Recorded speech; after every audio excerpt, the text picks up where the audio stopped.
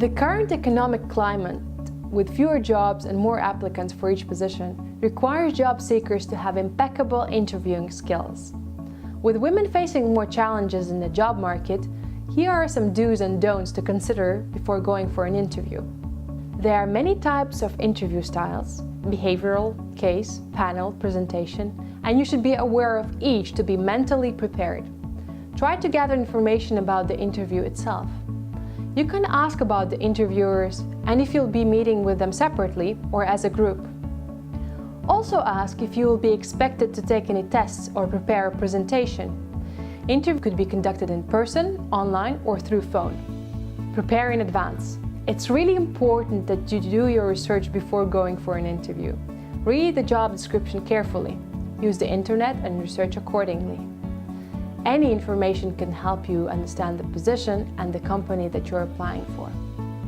Dress accordingly. Appearance influences the first impression and does matter in an interview situation.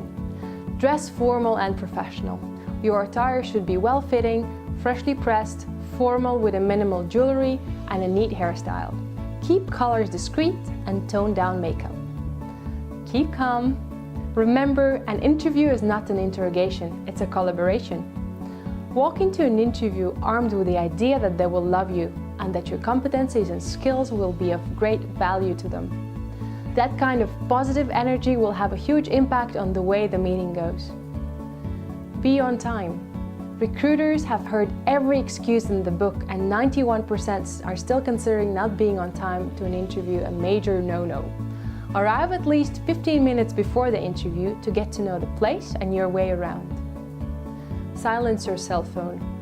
Remember to put your mobile phone on silent, as 91% of job interviewers don't like to be interrupted by your personal calls. Body language. Do not cross your legs, fidget in your seat, touch your face, or play with your hair. These gestures show anxiety and a lack of confidence. Do not drum your fingers on the table or shake your legs, since this could potentially distract your future employer from your interview. Rather, sit up straight, appear alert at all times, nod your head when appropriate, and keep your arms resting on your lap. You should keep your responses to less than 1 minute and watch for signs that the interviewer is actively engaged, such as maintaining eye contact and leaning slightly forward. Market yourself. Women tend to be too modest about their accomplishments. Promote your contributions to past projects, give specific examples on how your skills contributed to your former employer's success, and discuss how your unique talents are well suited for the position you're seeking. Panel interview.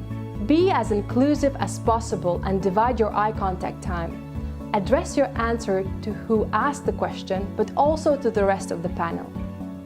Dealing with a hostile interviewer. They want to shake you, put you under emotional pressure. Stay calm and show them that you can handle pressure. Questions you should ask during the interview.